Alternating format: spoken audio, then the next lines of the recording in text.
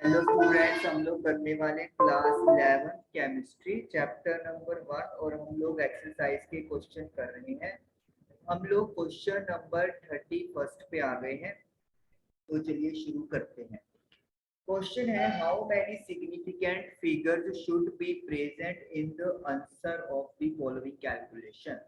हमें ये बताना है कि ये जो हमें नंबर्स दिए हुए हैं, इनकी कैलकुलेशन होने के बाद इनमें कितने सिग्निफिकेंट फिगर्स होंगे फाइनल रिजल्ट में। अब हम लोग ये नहीं कि इनको सॉल्व करेंगे और फिर उसके बाद अपना आंसर लिखेंगे। हमारे पास कुछ रूल्स हैं, उन रूल्स को फॉलो करके हम लोग ये आंसर दे देंगे कि फाइनल आंसर में कितने सिग्निफिकेंट फिगर्स होंगे। तो चलिए अपन शुरू करते हैं यहाँ पे फर्स्ट पार्ट से। तो फर्स्ट पार्ट है मेरे पास 0.02856 multiply by 298.15 multiply by 0.112 divided by 0.5785। तो हम लोग यहाँ पर देख रहे हैं कि यहाँ पे इस कैलकुलेशन में हमारे पास एक तो मल्टीप्लाई होगा और एक चीज और होगी, डिवीजन। जैसे आप करते ही हो छोटी क्लासेस में, ऊपर सपोज कर लो मल्टीप्लाई कर दिया और फिर जो रिजल्ट आएगा उसको उसके साथ डिवाइड करेंगे। तो अब जो फाइनल रिजल्ट होगा उसमें कितनी सिग्निफिकेंट फिगर्स होने वाली है, इसके लिए रूल क्या है, अब आप उसकी बात करेंगे। रूल कहता है कि हर नंबर जो भी कैलकुलेशन में इन्वॉल्व है, पहली बात तो याद रखिए मल्टीप्लाई और डिवीजन की बात हो रही है, एडिशन और सब्ट्रैक्शन के लिए रूल अलग है। तो मल्टीप्लाई और डिवीजन में क्या कहा गया है कि जितने भी नंबर्स हैं सब में पहले ये देखिए कि सिग्निफिकेंट फिगर्स कितने हैं, significant figures in each number. तो चलिए देखते हैं। तो पहले इस नंबर में 1 2 3 4 सिग्निफिकेंट फिगर्स हैं। आपको पता है ये डेसिमल पॉइंट से लेफ्ट साइड वाले जीरोस और बिफोर नॉन डिजिट जीरो जो जीरो होती है वो इंक्लूड नहीं होती। तो 1 2 3 4 ये 4 डिजिट सिग्निफिकेंट है। 1 2 3 4 5 सभी यहाँ पर नॉन जीरो डिजिट्स हैं, तो ऑल आर सिग्निफिकेंट फिगर्स। यहाँ पर 1 2 3 तो 3 सिग्निफिकेंट फिगर्स हैं और जो डिनोमिनेटर है उसमें आपके पास 4 सिग्निफिकेंट फिगर्स है। तो पहला स्टेप हो गया कि हर नंबर में सिग्निफिकेंट फिगर की बात करें कि कितने कितने हैं, तो वो हमने देख लिया। उसके बाद दूसरा जो स्टेप है या फाइनल स्टेप कह दें कि हमारा जो फाइनल आंसर आएगा, जो फाइनल आंसर होगा उसके अंदर जो सिग्निफिकेंट फिगर्स होंगी वो क्या होंगी, सबसे कम वाले नंबर के इक्वल होंगी। मतलब यहाँ पर 4 है, यहाँ पे 5 है, यहाँ पर 3 है, यहाँ पर 4 है। सबसे कम सिग्निफिकेंट फिगर्स कितनी है, 3 है। तो इसका मतलब है जो यहाँ पर कैलकुलेशन करके हमारा आंसर बनेगा उसमें भी सिग्निफिकेंट फिगर्स कितनी होनी चाहिए, 3 होनी चाहिए। मतलब पहले तो जो भी नंबर कैलकुलेशन में इन्वॉल्व है, मल्टीप्लाई और डिवीजन की बात हो रही है, उनमें देखिए कि सिग्निफिकेंट फिगर्स कितने हैं। फिर आपने ये देखना है कि सबसे कम सिग्निफिकेंट फिगर्स कितने हैं। जैसे यहाँ पर 4 5 3 4 में 3 नंबर या 3 सिग्निफिकेंट फिगर्स हैं। तो हमारा जो फाइनल आंसर चाहे जो भी आप दे रहे हैं उसका जो लास्ट होना चाहिए उसमें सिर्फ 3 सिग्निफिकेंट फिगर्स ही होनी चाहिए।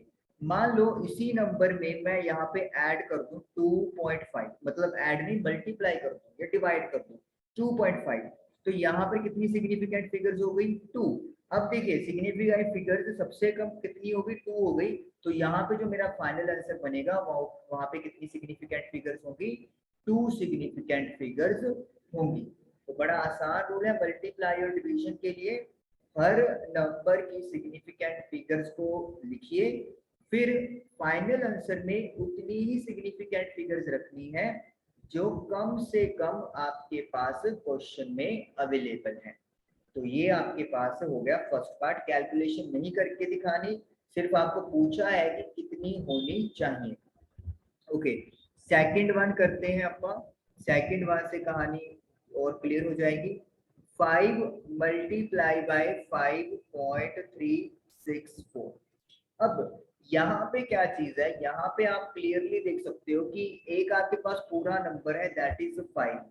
जब हम लोग को पूरा नंबर होता है इसको एग्जैक्ट नंबर भी बोल देते हैं, तो इसके पास टोटल कितनी सिग्निफिकेंट फिगर्स होती हैं, इनफाइनाइट सिग्निफिकेंट फिगर्स होती हैं। अकेला जो नंबर है 5 उसके पास कितनी सिग्निफिकेंट फिगर्स होंगी, इनफाइनाइट सिग्निफिकेंट फिगर्स होती हैं। और यहाँ पे क्या है 1 2 3 4, यहाँ पर सिग्निफिकेंट फिगर्स 4 है। तो पहला स्टेप क्या था कि सिग्निफिकेंट फिगर्स कैलकुलेट कर लो, calculate significant figure in each number, हर नंबर में सिग्निफिकेंट फिगर्स के बारे में लिखिए। उसके बाद क्या करना है, फाइनल आंसर में सिग्निफिकेंट फिगर्स कितनी आएंगी, लीस्ट सिग्निफिकेंट फिगर्स सबसे कम, और इनफाइनाइट और 4 में से कौन कम है, ऑब्वियसली सी बात है 4 कम है।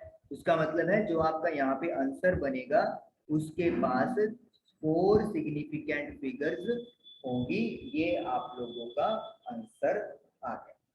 तो कहने का मतलब ये है कि जितने भी नंबर मल्टीप्लाई एंड डिवीजन में अवेलेबल है सब में सिग्निफिकेंट फिगर्स को कैलकुलेट करें, और फिर जो सबसे कम सिग्निफिकेंट फिगर्स होंगे वो आपका क्या बन जाएगा, आंसर बन जाएगा। ओके, अब इसको क्लियर करते हैं। थर्ड नंबर अब आ गया है एडिशन वाला। अब एडिशन और सब्ट्रैक्शन के लिए कहानी में चेंज है, तो पहले उस कहानी में जो चेंज है वो समझेंगे और फिर इस क्वेश्चन को सॉल्व करेंगे।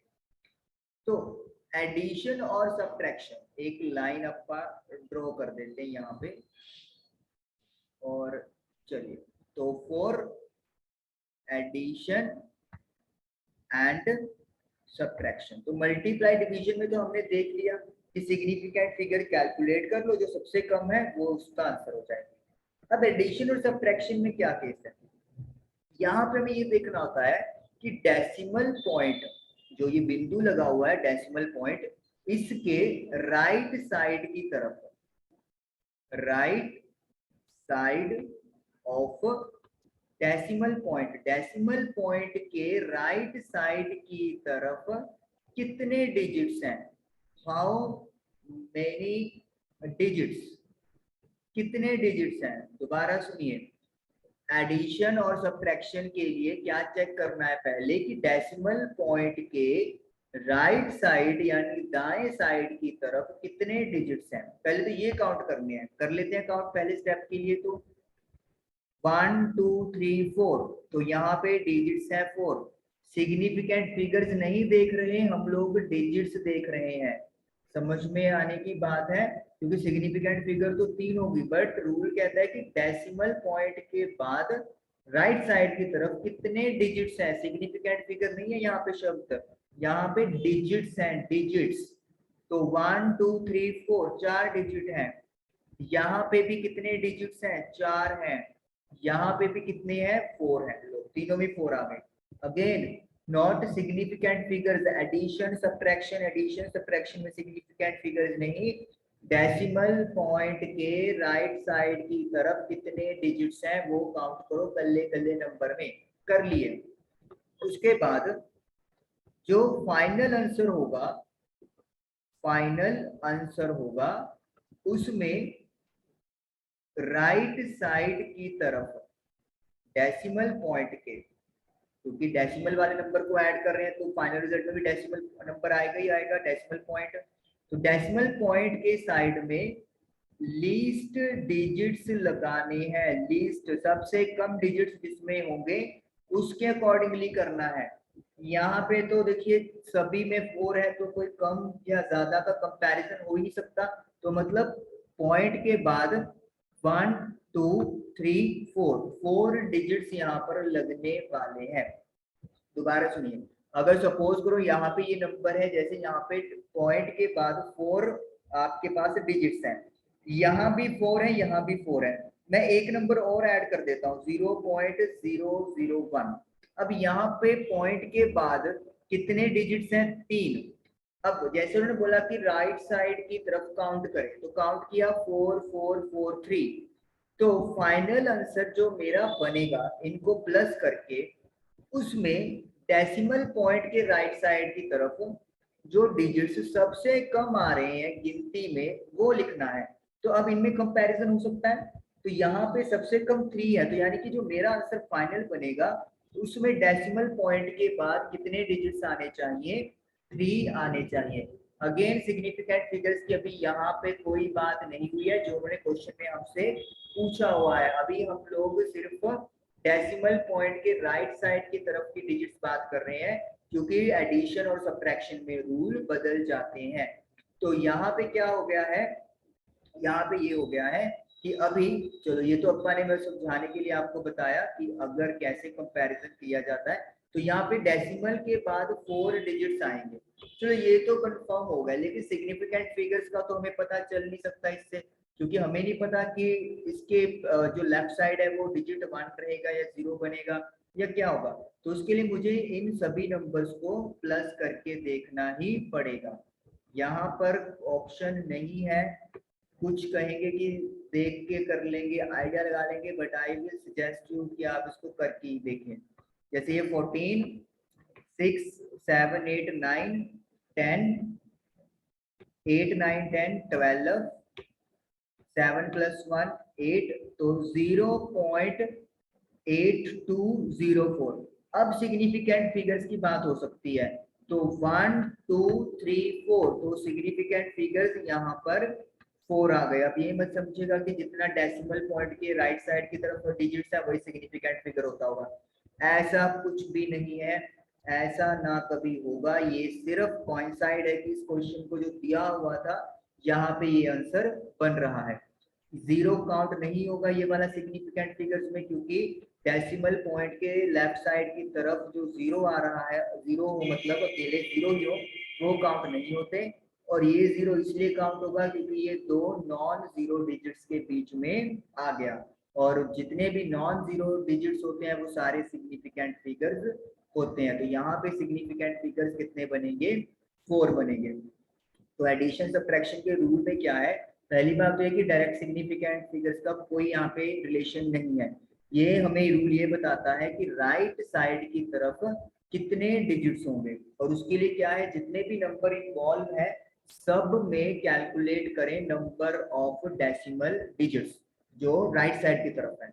फिर सबसे जो कम गिनती आ रही है फाइनल आंसर में भी डेसिमल पॉइंट के राइट साइड की तरफ उतने ही डिजिट्स रहने चाहिए। यहाँ पर तो सभी 4 थे, तो इसलिए डेसिमल के बाद 1 2 3 4 ही आएगा, और जब ऐड करके देखा तो सिग्निफिकेंट फिगर्स भी 4 आ गया। लेकिन again I am telling you कि ऐसा नहीं है कि सिग्निफिकेंट फिगर्स और डेसिमल पॉइंट्स आपस में इक्वल होंगे, कभी भी नहीं है। तो ये आप लोगों का आंसर हो गया, थर्ड पार्ट हो गया, और क्वेश्चन नंबर 1.31 कंप्लीट हो गया। चलिए अब करते हैं नेक्स्ट वन। क्वेश्चन नंबर 1.32 है, use the data given in the table to calculate the molar mass of naturally occurring argon isotopes. तो आर्गन के आइसोटोप्स आपको दे दिए हैं 36 38 एंड 40। तो हमें इसका एवरेज या सिंपली मोलर मास कैलकुलेट करना है। तो इस इंफॉर्मेशन को मैं यहाँ पे एक बॉक्स के थ्रू बनाऊंगा ताकि आप लोगों को ये डाटा क्लियर हो जाए। अभी ये डाटा हमें अनक्लियर है, हमें पता ही नहीं चल रहा कि एक्चुअली में क्या चीज गिवन है और कैसे फाइंड करेंगे हम लोग। तो इसके लिए मुझे यहाँ पे 4 रोज बनानी पड़ेगी। तो ये 4 रोज मैंने यहाँ पर बना दी। उसके बाद यहाँ पर लिखेंगे हम लोग आइसोटोप। फिर है कि हमें यहाँ पे इसका कितना मोलर मास दिया हुआ है उस रिस्पेक्टिव आइसोटोप का, और यहाँ पर आ जाएगा अबेंडेंस कितनी अमाउंट में है। चलिए पहले तो है आइसोटोप। आइसोटोप के अंडर लिख लेंगे 36 आर्गन, मास नंबर होता है जो टॉप पे लिखा जाता है। दूसरा आइसोटोप है 38 आर्गन, और तीसरा आइसोटोप है 40 आर्गन।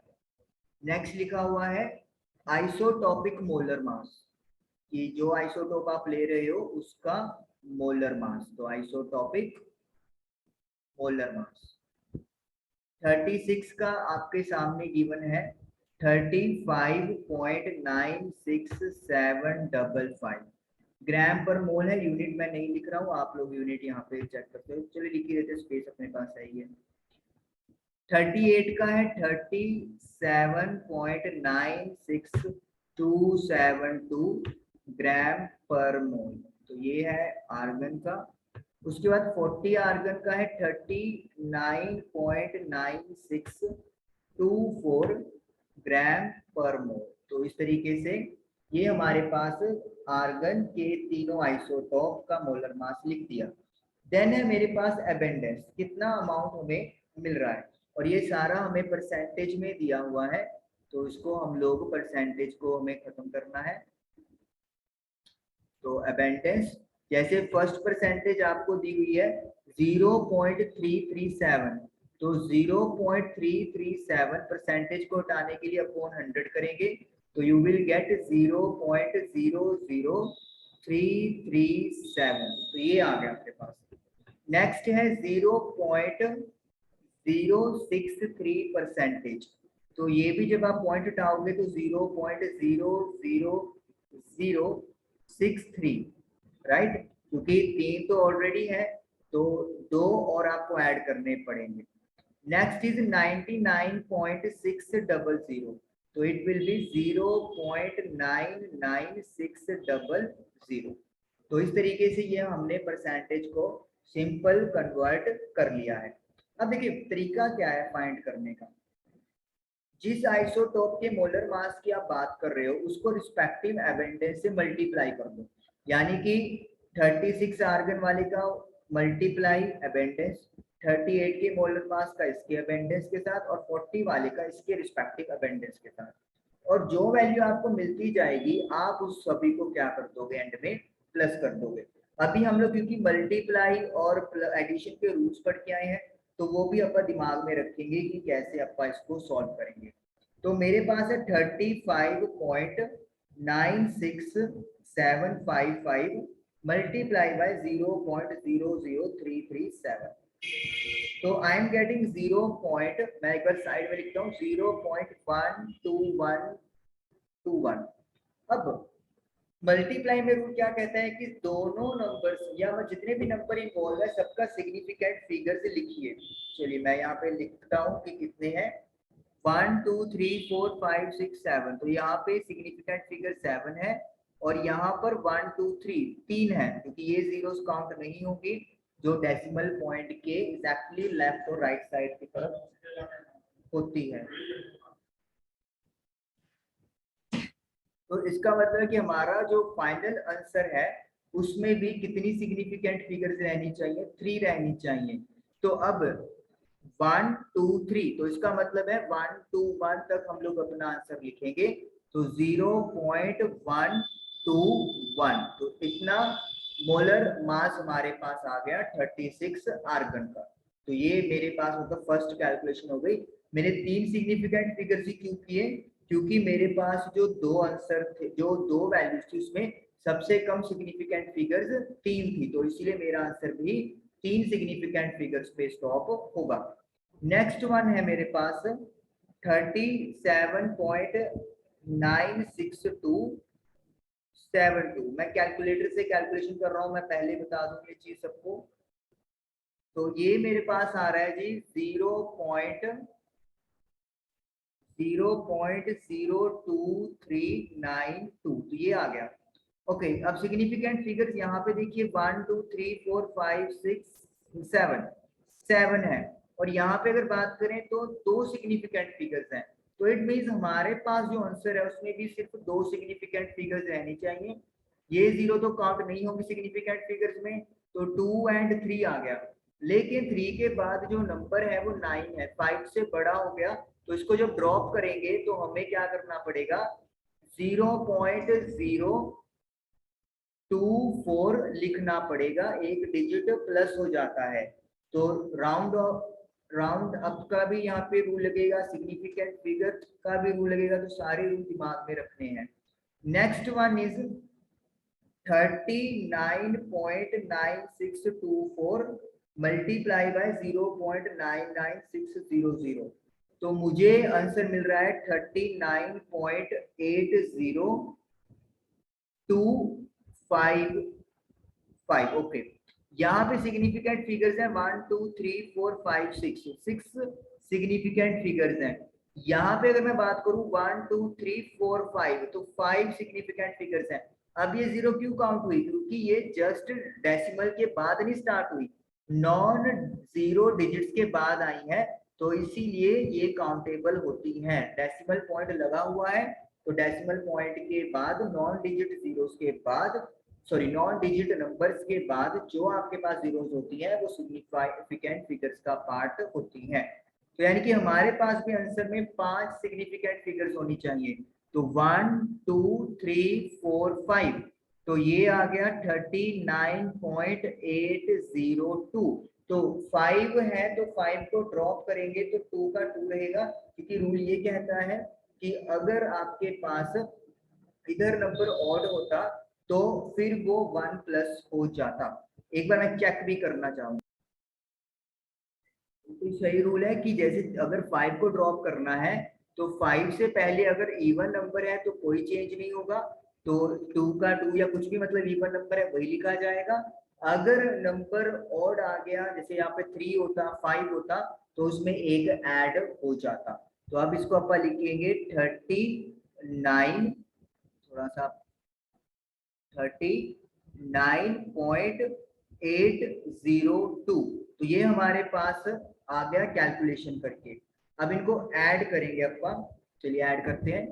4 5 6 7, 2 + 2 4, 8 + 1 9, 9 3, तो 39.947 ये हमारे पास जो आंसर है वो आया है।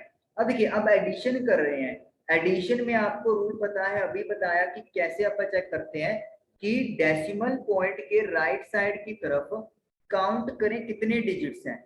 चलिए मैं काउंट करवाता हूं आपको। इधर मेरे पास 3 है, इधर भी 3 है। सिग्निफिकेंट फिगर्स की बात नहीं कर रहे, डेसिमल पॉइंट के राइट साइड पे कितने डिजिट्स हैं उसकी बात कर रहे हैं। और इधर भी 3 है, तो फाइनल आंसर में भी डेसिमल पॉइंट के राइट साइड की तरफ 3 ही डिजिट होने चाहिए। And you can clearly see कि 3 ही डिजिट यहाँ पर मौजूद है। तो इसका मतलब क्या हो गया कि हमारा ये आंसर जो है सिग्निफिकेंट रूल और राउंडिंग रूल के अकॉर्डिंगली बिल्कुल सही आया है, 39.947। तो इस तरीके से क्वेश्चन नंबर 1.32 आपका डन हुआ। बस याद क्या रखें, जितने भी आइसोटॉप्स हैं कॉरेस्पॉन्डिंग आइसोटॉप के मोलर मास को उसके एबंडेंस से मल्टीप्लाई कर दें और फिर सभी को प्लस कर दें, आपको आपका रिजल्ट मिल जाएगा। तो ये है क्वेश्चन नंबर 1.32 कंप्लीट। ओके, अब चलते हैं नेक्स्ट क्वेश्चन की तरफ। 1.33 क्या है देखिए, calculate the number of atoms in each of the following. Number of atoms हमें पता करने हैं और हमें ये 3 अलग अलग टाइप के डाटा दिए हुए हैं। तो पहला डाटा जो अपने को गिवन है वो अपन लिखते हैं 52 मोल्स ऑफ आर्गन।